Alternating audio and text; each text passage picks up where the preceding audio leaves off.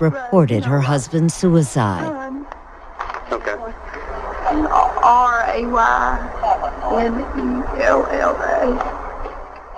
Raynella had been married to David Leith, her second husband, for 10 years when she says she walked into their home and found him dead of what appeared to be a self-inflicted gunshot wound. Ma'am! My husband shot himself. Three Dave's grandchildren, my grandchildren. This is Raynella Leith later that same day. Okay. What do you want me to call you? Speaking with Knox County, Tennessee investigators. Okay. I need you to tell me about this morning. She tells them her husband had been ill and depressed about his health for some time and had been showing signs of dementia. This is Detective Moyer. Listen to these old audio tapes, recorded just hours after finding her husband's body. You're doing really good helping us establish what time and everything, okay? I'm really not feeling good. Okay. It's difficult to believe that this woman, this clearly distraught woman, could have planned and carried out his murder.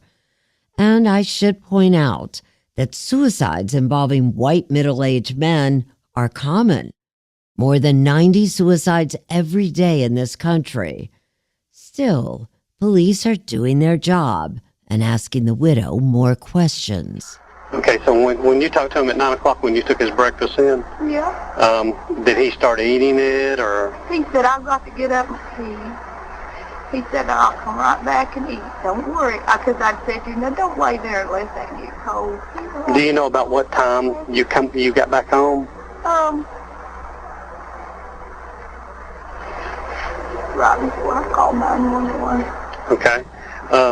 You came through the breezeway, and then you came in and you hit your answering machine, and you called for him?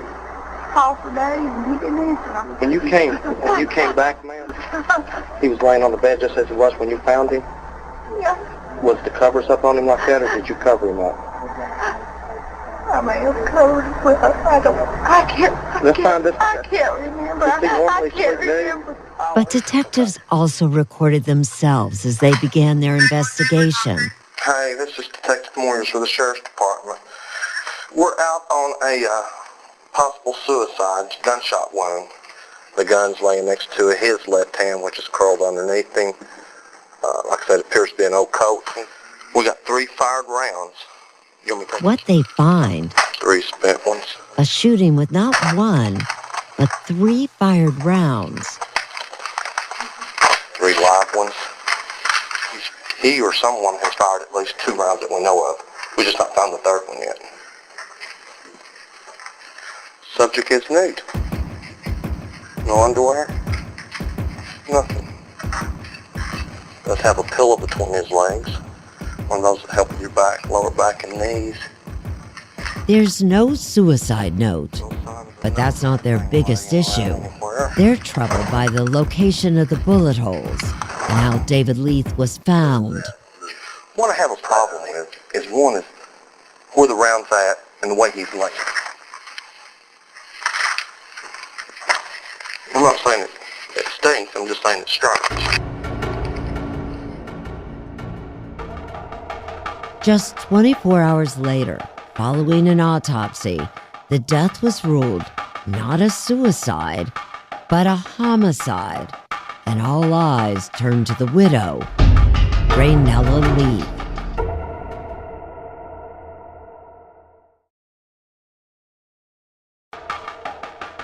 "14 years later, all eyes are still on Raynella Leith as she goes on trial for her husband's murder. And not for the first time. This is her 3rd murder trial. Her first trial ended with a hung jury. She was convicted the second time around, but that conviction was overturned. And now, she's back in court again. Raynella Leith, the nurse, and once a prominent member of Knoxville society, will stand trial for the murder of her second husband. All right. I'm sitting in the back of the courtroom with my producer, Josh Gaynor, and the other reporters. The Leith trial, like all trials run by Senior State Judge Paul Summers, begins with the Pledge of Allegiance. Of the United States of America. I've sat through so many trials where the judge can sometimes give the defense a very difficult time. And in this case, the judge was a real gentleman. He wore cowboy boots to court every day. Here's my producer, Josh. Justice for all. The same variation of a tie with the Tennessee state flag on it with the 3 stars. He spoke in almost a theatric way. Thank you. Please be seated. He is what you would hope a Southern judge would sound like, almost from a movie. Instead of wearing black robes, you ought to wear black and white striped robes, because all we really do are referee. But what is justice in the case of Raynella Leith? If David Leith's death was so clearly a homicide to the investigators, why has it taken 14 years and 3 murder trials to find justice? The case was tried in the media before the case was tried to a jury. Defense attorney Josh Hedrick tells me he believes the prosecution of Raynella Leith took on a life of its own. Part of the difficulty is Fueled by the press. it's not a compelling story for the purpose of selling papers or getting viewership to say that a man suffering from Alzheimer's and depression finally decided he was going to end his life. It's not the kind of story that's going to move papers off the rack. When you start laying out this complex, almost master criminal level plan to set up an alibi and get a weapon and make sure everything's in order and kill your husband and then cover your tracks so perfectly, that sells papers. And the presumption of innocence? Well, it seems long forgotten when it comes to Raynella Leith. And the story has only grown with time. The case makes the front page most days and is mentioned morning and night on the local TV stations. In court, Raynella Leith is sitting ahead of us to our right, with her other defense counsel, Rebecca LeGrand, often whispering in her ear. LeGrand practices law in D.C., which makes her a bit of an outsider. She's a tiny woman, intense, and comes across a little raw as a litigator. She's not from the South, and you can tell. Josh Hedrick speaks in a sort of very graceful, mannerly Southern way, and she has an accent from somebody from the North, and she is not as experienced in a courtroom, so I was really interested to see how the jury would react to her, because she's clearly not from here and not in a courtroom every single day. And she's afraid, she tells me. Raynella Leith was convicted once. It could happen again.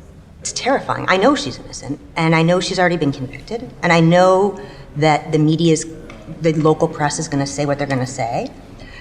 And I know I'm sitting next to an innocent woman who's been incredibly kind to me, who's been incredibly kind to a lot of people in her life.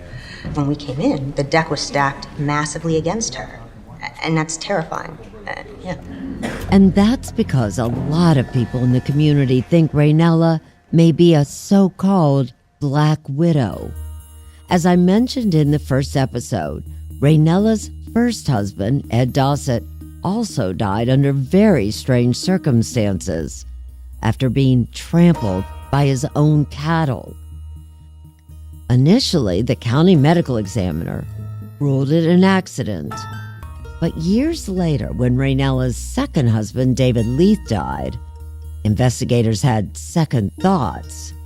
They believed Raynella had likely killed Dossett as well, but she never went to trial for it. More on that later. Inside the courtroom, just to our left, is one woman who has no question that Raynella's a killer. Her name is Cindy Wilkerson. She's Raynella's stepdaughter and David Leith's only child. Do you miss your dad? Every day. Cindy Wilkerson is tiny. She's in her 50s, but looks much younger. Her long blonde hair always freshly styled. After all, she's a barber, not a hairstylist, a barber, just like her dad. My dad was fun, full of joy, loving, caring. He was a great dad. When she's not at court, she's here. He just loved to joke around and At the suburban barbershop where her father once worked, she still uses his chair. that it's a joy to work where my dad did in the barbershop. Hello, Frank. And use the same chair he did. Cindy was surprised, even shocked, when just 6 months after Ed Dossett died, Raynella married her dad. But Raynella did make him happy. She'd fix his food and start his car in the morning, and just whatever he wanted, she just treated him like a king. Raynella would go out in the morning and start your dad's car before Yes. he went to work? Yes. And she'd bring him lunch? Bring him a milkshake every day.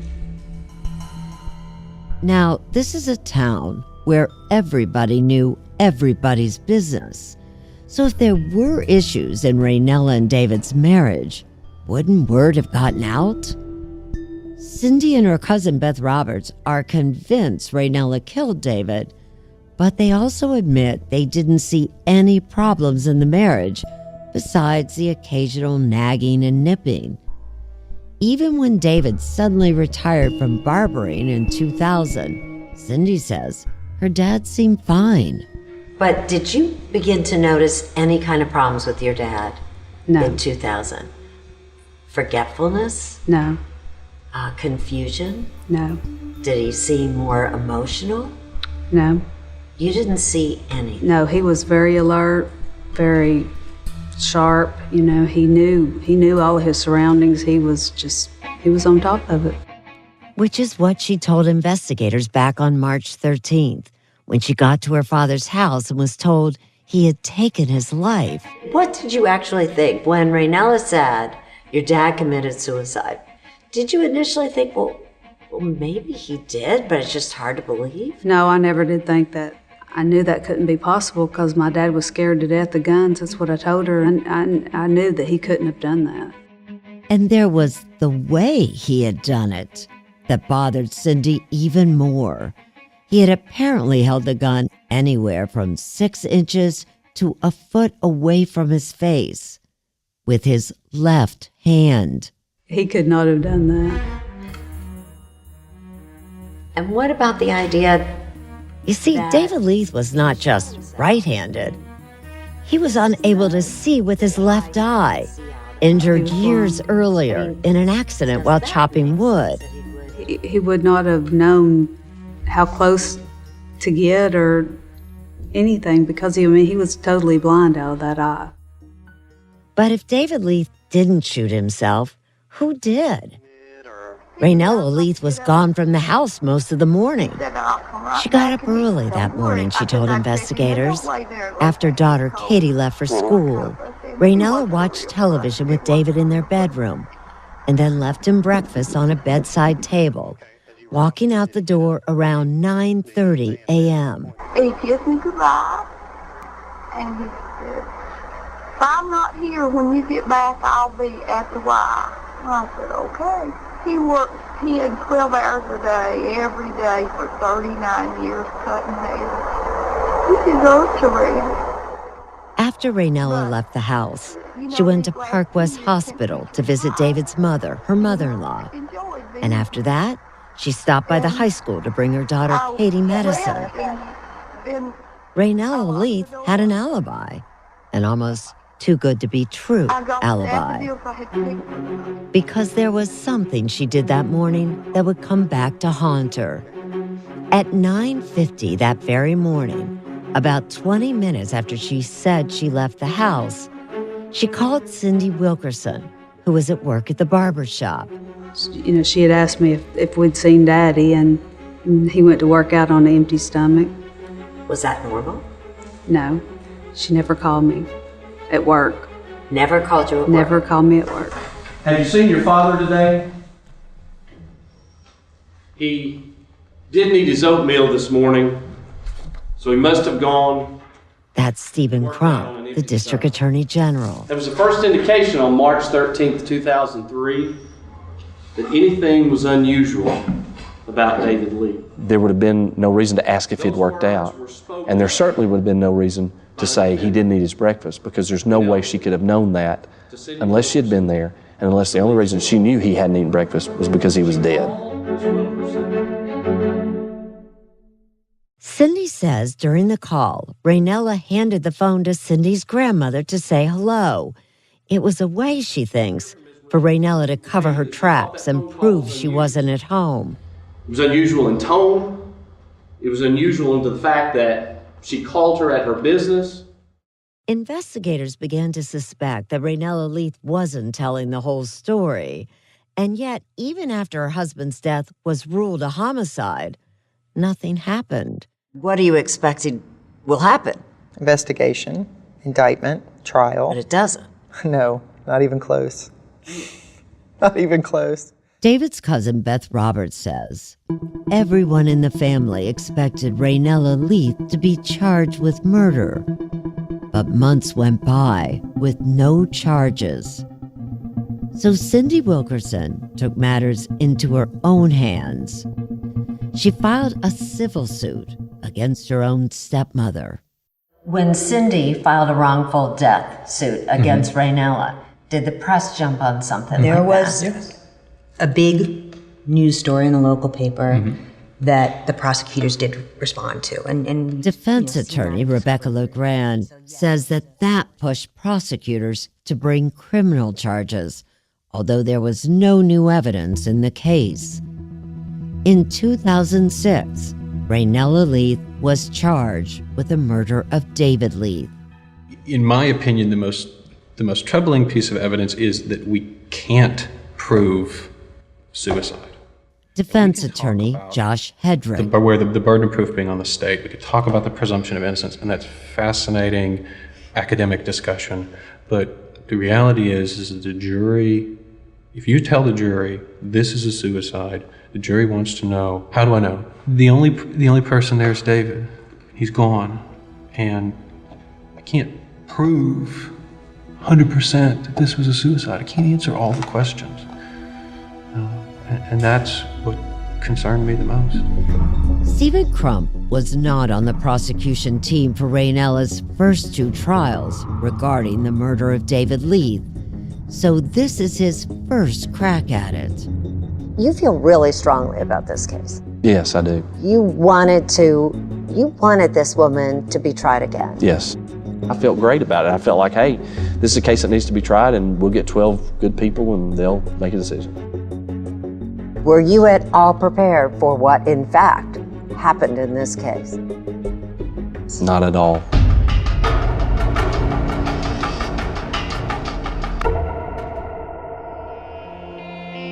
This podcast series, Married to Death, is developed by 48 Hours in partnership with CBS News Radio.